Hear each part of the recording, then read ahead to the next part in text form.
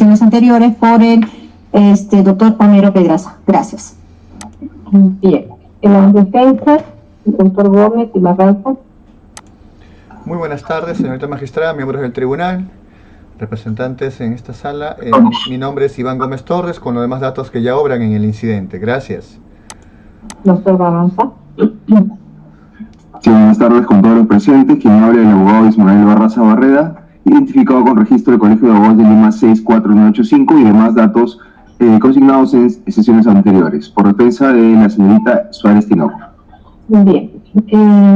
La acreditación del señor Izaguirre y la señora Suárez. Señor Izaguirre. Buenas tardes, señor magistrado. Mi nombre es Juan Izaguirre Malqui, mi número es 711-479-32. La señora Suárez. Buenas tardes a todos. Mi nombre es Evelyn Shirley Suárez Tinoco, con DNI 4661-3852. Bien, le preguntamos a la vez, no se advierte la concurrencia de la señora fiscal, pero se trata hoy de dar lectura a la sentencia y previamente vamos a preguntarle a las partes que tienen observaciones al acta de sesión anterior, señora procuradora. Ninguna observación, señorita magistrada. ¿Las defensas? Ninguna observación, señora magistrada. Ninguna observación. Bien, doctora Carrión, ¿alguna observación al acta de sesión anterior? Doctora, buenas tardes. No, ninguna observación. Buenas tardes con todos. Bien, entonces, cuando que no existe ninguna aprobación, se va a la acta de sesión anterior, se da por aprobada la misma y pasa para la suspensión de la señora presidenta. Ahora bien, corresponde la fecha, dar lectura a la sentencia que ha recaído en el presente proceso y se le consulta a las partes si tienen alguna oposición para que se lea la parte pertinente, señora fiscal. Ninguna, señora doctora. Procuradora. Ninguna, señora magistrada. Las defensas. Ninguna, señora magistrada. Ninguna.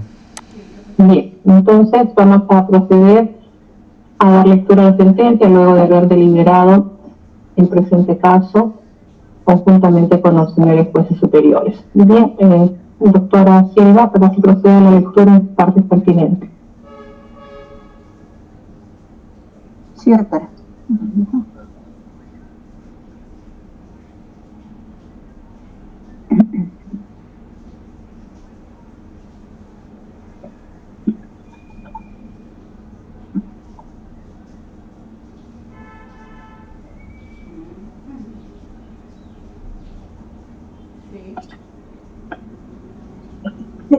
¿Se me escucha ahí, doctora?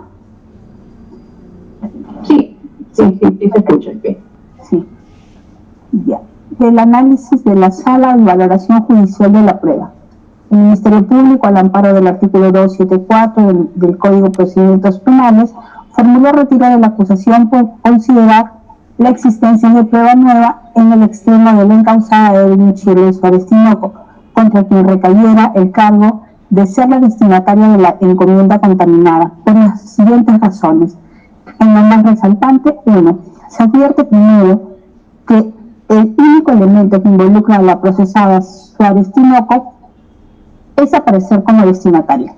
2. Que su examen sustenta que viajó a España desde los 17 años y domicilia en Barcelona, pero no conoce al acusado Izaguirre Malqui, bien domiciliado en la manzana R, lote 13, San Antonio Carapango, Uruguay, Chuchucica. 3. Nunca vivió en la dirección consignada en la encomienda contaminada en calle Fran, número 56, cuarta segunda, 089906, Hospital de Llobregat, España. Adjuntando como prueba nueva el documento de Interpol Madrid de fecha 29 de octubre del 2014, donde se verifica dicha dirección, en donde se encontraban empadronadas las personas de William Alfredo Chuquitarco Suárez, Ana Magali Albán Paredes, Marvin Joel Chuquitargo Albán, Angie Chuquitargo Albán y Brittany Odalí Chuquitargo Albán, ciudadanos ecuatorianos a quienes tampoco conoce, que por aquella época vivía en calle Cataluña número 12, piso 2, puerta 003, San Andreu de la Barca, lo que corrobora con el certificado de convivencia emitida por el alcalde del Ayuntamiento de San Andrés de la Barca de fecha 29 de mayo del año 2008, precisando que vive conjuntamente con Abraham Esteban Quispe Acevedo, Yulesi Shira Quispe Tinoco y Nayeli Rosa Quispe Tinoco. También se aprecia de la ficha RENIEC recabada, cuya fecha de expedición aparece el 1 de junio del 2018, en donde se indica su domicilio en San Andrés de la Barca, por lo que la dirección que fue consignada como suya al momento del envío no es suya.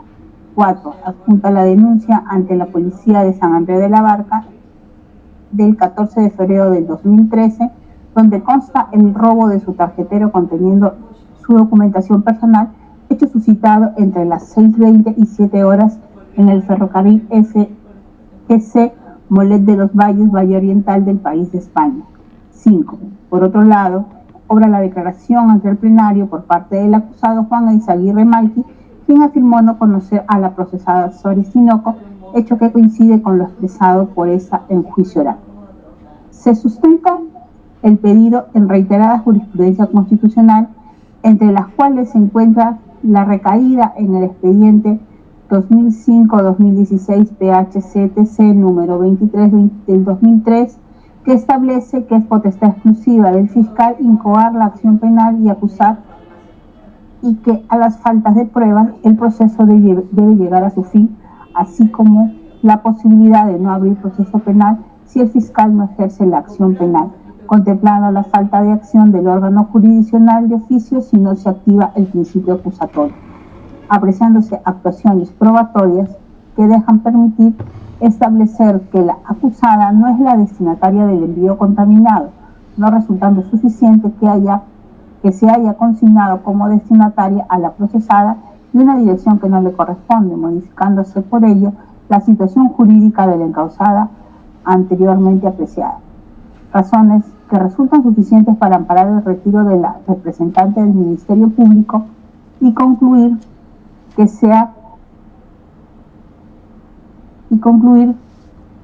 no se ha desvirtuado el principio de presunción de inocencia contemplado en el parágrafo E, inciso 24 del artículo 2 de la Constitución Política del Estado. 11. Del análisis y valoración judicial de la prueba en el extremo del acusado Juan Eizaguirre Malqui. Para efectos de la valoración de las pruebas actuadas por esta sala en el extremo del acusado Juan Eizaguirre Malqui, se tendrá en cuenta que 2 son las normas que rigen los fundamentos y criterios de valoración de la prueba.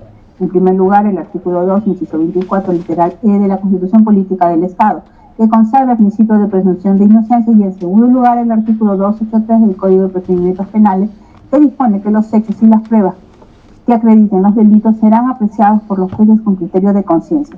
Ambas normas deben ser aplicadas bajo la preeminencia del derecho de presunción de inocencia.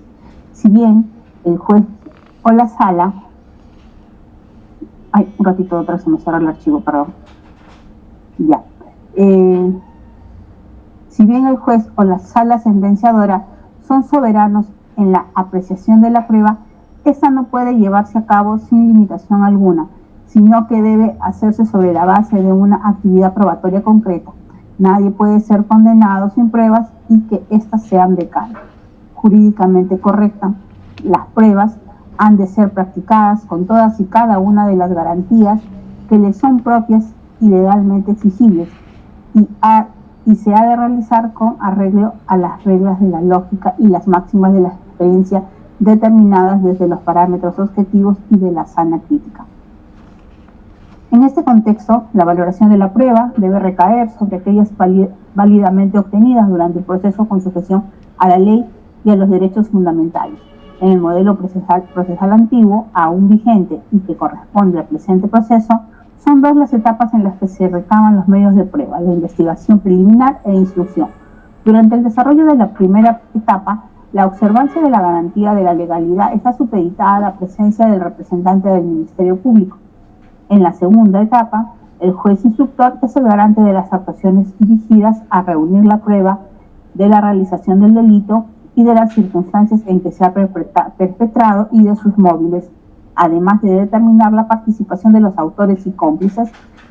La prueba de descargo introducida por la parte acusada determinará lo contrario, que previamente este tribunal deja establecido que la imputación fáctica formulada por el Ministerio Público en contra del acusado radica en haber realizado el 25 de abril del 2014 un envío de encomienda a través de la agencia DHL Express a pedido de Roswell Paul Ramos Balcázar, a quien en su momento se le atribuyera ser el financista del hecho y que el acusado conociera por intermedio de Renato Andrés Miano Aguirre, sentenciado absuelto, quien le indicó que dicha persona quería a alguien que lo ayude con un trabajo cachuelo, recomendándolo encomienda que se encontraba contaminada en sachet de rocoto y en un sachet de inscripción salsa vinagreta, señalándose en el suceso histórico la forma y circunstancias en que se realiza el envío, así como se indica el vínculo de amistad que le une al acusado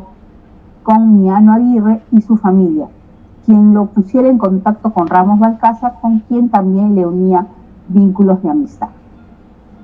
La materialidad del delito se encuentra acreditada con sendas documentales tales como el acta de apertura, hallazgo, recojo, prueba de campo, descarte, pesaje y lacrado de droga de Fojas 8, que describe que en las instalaciones de la empresa DHL Express se ubicó el depósito amparado en la guía aérea número 3436-214375, remitida por Juan Eizaguirre, dirigida a Evelyn Chirrey Suárez Tinoco, con domicilio en España, consistente en una caja de cartón en cuyo interior se halló una caja pequeña con inscripción Toffee Chocolates, una caja pequeña con inscripción Licorina, bombón de chocolate relleno con pisco y pasas, un sachet con inscripción Tuco, un sachet con inscripción Rocoto y un sachet con inscripción Salsa Vinagreta, siendo que en estos dos últimos se halló una sustancia líquida transparente con olor característico a droga que, sometido al pesaje respectivo, arrojó un peso bruto total de 0.226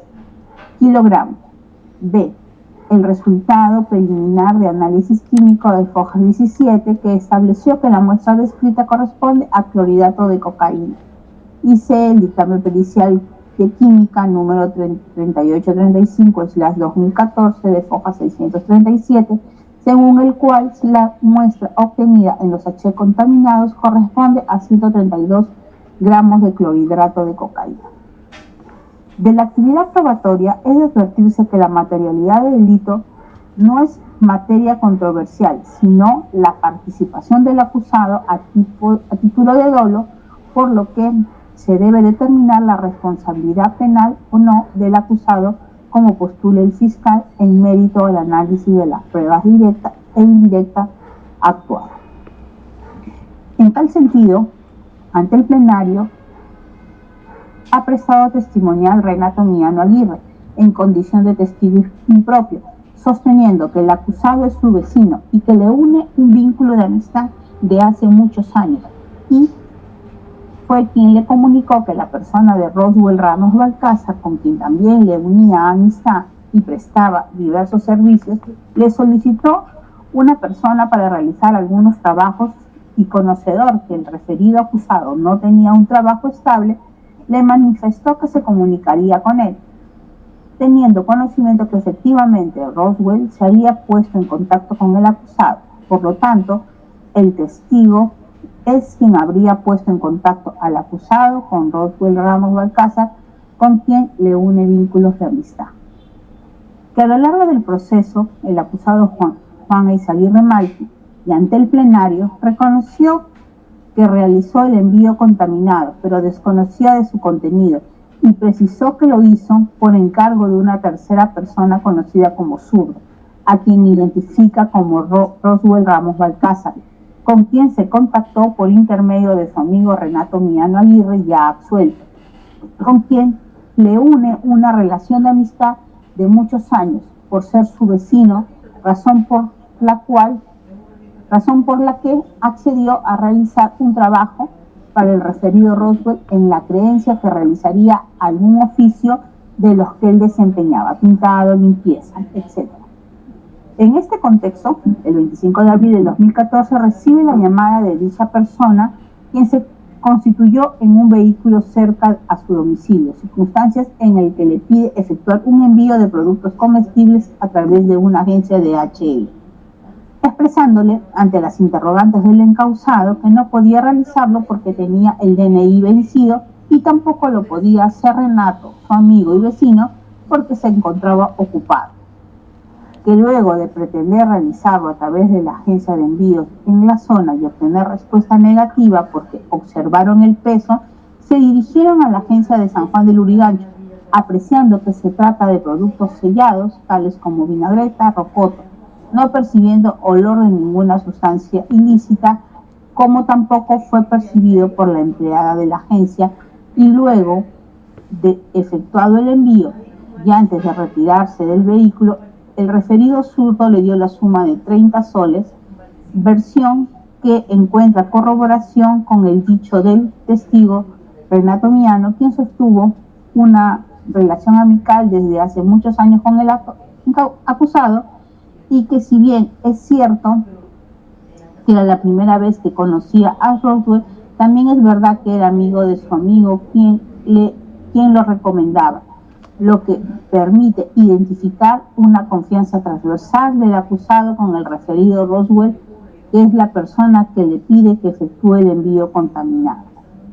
Que la persona de Roswell Ramos Balcarce fue comprendido en el proceso. Sin embargo, mediante resolución de fecha 1 de julio del 2019, se declaró no haber mérito para pasar a juicio oral contra aquel respecto de los cargos que le atribuyeron desde la etapa preliminar los acusados Juan Elzaguirre Maiti y Renato André Miano Aguirre, sentenciado absuelto, en el sentido de ser la persona que solicitó el envío de la droga. Sin embargo, tal extremo es cuestionado por la defensa del acusado, sosteniendo que los documentos que ofreciera Ramos Balcázar en su condición de abogado litigante, consistente en formatos para acreditar la lectura de expedientes en el intervalo de tiempo en que el acusado habría efectuado el envío, tenía contenidos falsos. Asimismo, sostiene que obra la grabación que realiza el padre del acusado, el señor Juan Carlos Elzaguirre Pari, de la conversación que sostuviera con Roswell Ramos Balcázar, en donde éste admitiría que habría involucrado a su hijo en los hechos submateria. Empero, dicha grabación hoy no fue sometida a una pericia fonética del CD, que la contiene por inconcurrencia del citado Ramos Balcázar. Sin embargo, ante el plenario fue incorporada en calidad de prueba documental la transcripción de la conversación que habría sostenido el padre del acusado y Ramos Balcázar, a la que le otorga calidad de contraindicio. En la lógica que la atribuida participación y titularidad de la droga de Ramos Balcázar concluyó con tal resolución, no corresponde un mayor análisis respecto de la conducta del referido Ramos Balcázar. Por tanto, el titular de la misma no resulta siendo el referido Ramos Balcázar, sino un tercero de caras a la tesis fiscal, hecho que sin duda genera una fragmentación en el suceso histórico postulado por la Fiscalía, pues no será posible evaluar el comportamiento del encausado con el titular de la droga al desconocerse de quién se trata. Empero, consideramos que tal decisión no puede constituir un indicio de mala justificación por parte del acusado, sino que estamos ante decisiones emanadas por el órgano jurisdiccional no atribuibles al referido acusado. Distinta es la coartada inverosímil de las contradicciones que no se admite en el relato que ya hemos analizado, toda vez que la valoración de estos indicios debe ser restringida y limitarse a robustecer indirectamente el valor epistemológico de los indicios incriminatorios previamente acreditados, y que no es posible conferirles mérito probatorio autónomo. Tal titularidad no es plausible que corresponda al acusado, por haberse acreditado que en fecha coetánea a los hechos contaba con trabajos de part-time que corre a foja 108. por el que obtenía un ingreso de 309.38 nuevos soles y otro trabajo menor de ayudante de cocina, operario de limpieza automotriz, según certificado de Fojas 488, que no permite inferir que contara con ingresos para realizar un pago de encomienda por un monto de 705 soles, debiendo evaluarse si el acusado actuó dolosamente al realizar el envío de la encomienda contaminada y si tiene conocimiento de su contenido, no siendo un hecho controversial que el acusado fue quien realizó el envío, sino si tenía pleno conocimiento del contenido de los productos por propia admisión del acusado y la documentación que suscribiera para realizar el envío. Dada la materialidad de la acreditación del delito y estando proscrita la responsabilidad penal objetiva, el análisis del dolo en el delito de tráfico ilícito de drogas ha merecido especial atención en la jurisprudencia.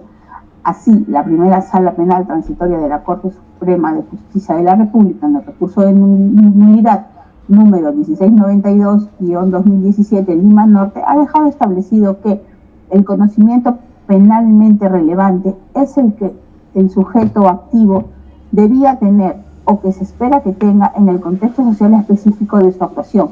El dolo se configura como el conocimiento de probabilidad de aparición del riesgo, lo que genera el deber de no emprender la acción riesgosa.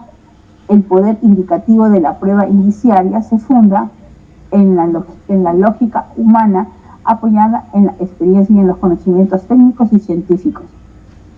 Para determinar la vinculación del procesado con el ilícito basándose en la prueba indiciaria, es pertinente valorar en conjunto la posición de la persona, el rol que desempeña o desempeñó en la interacción social y la vinculación con el procesado o la mala justificación. En el caso concreto, el acusado admitió durante toda la secuela del proceso ser la persona que realizó el envío de la encomienda que resultara contaminada. 2. Que ese hecho fue a solicitud de tercera persona. 3. Dicha persona le fue recomendada por su amigo Renato André Miano Aguirre y vecino con quien le unía una amistad de muchos años, de tal forma que si bien es cierto tal tercero era una persona desconocida, sí es posible advertir un principio de confianza transversal, en tanto que le es recomendada por una persona amiga en quien deposita su confianza por existir también entre este y el tercero un grado de amistad. 4.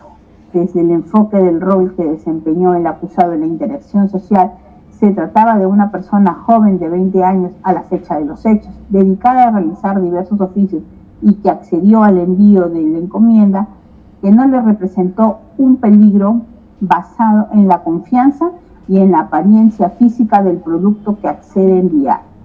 5. La encomienda consistía en productos comestibles en sachet que se aprecian a la vista conforme aparece del acta de Fojas 9 y que requirió de un personal canino para detectar el olor característico de la droga, el cual no fue detectado por la recepcionista de envíos de la agencia de HL, Flor Lisset Rojas Aston, a Fojas 1675 a 1676, quien afirma que tiene contacto con los productos de envío y de encontrarse abierto no ingresa a la encomienda.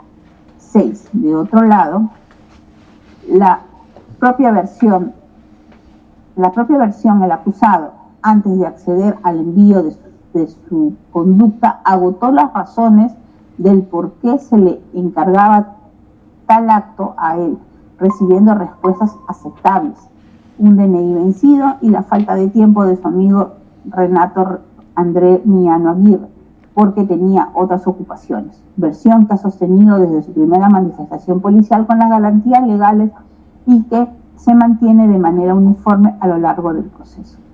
Comportamientos que desde el rol que desempeñó el acusado deben entenderse como indicadores de una diligencia debida, a lo que debe agregarse que por la forma del empaque de los productos contaminados en sachet, dada la forma hermética en que son cerrados y adquiridos en el mercado, escapan al conocimiento de un ciudadano promedio.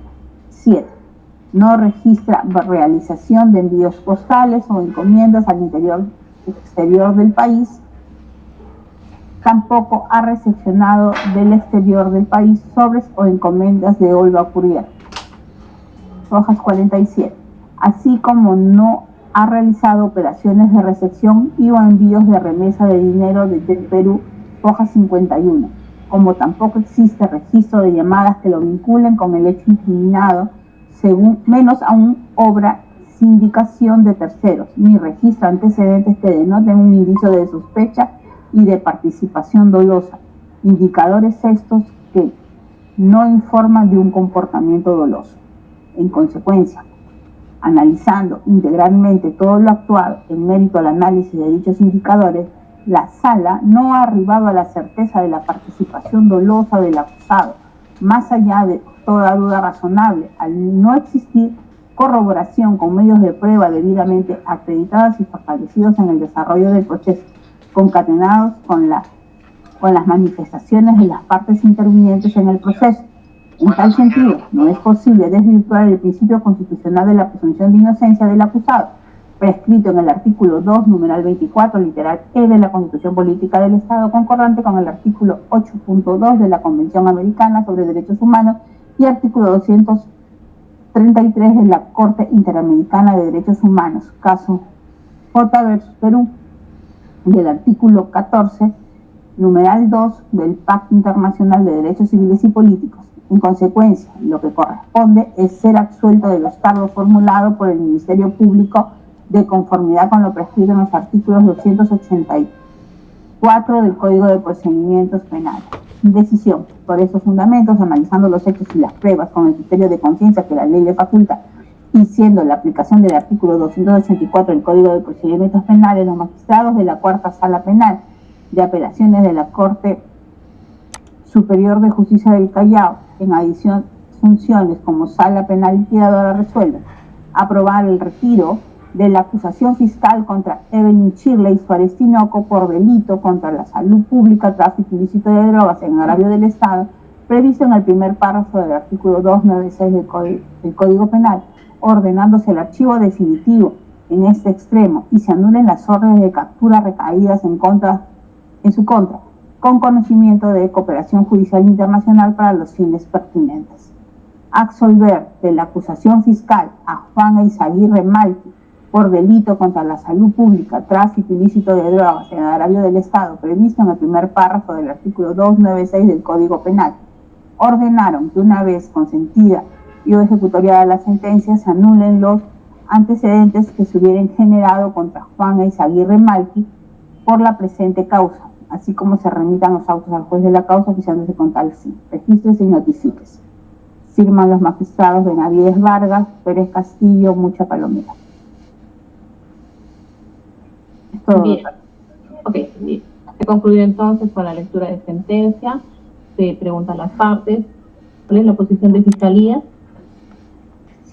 Me reservo, señora doctora, quisiera saber cuándo van a notificar la sentencia. Sí, en la fecha, doctora. En la fecha estamos notificando. Entiendo que del segundo extremo.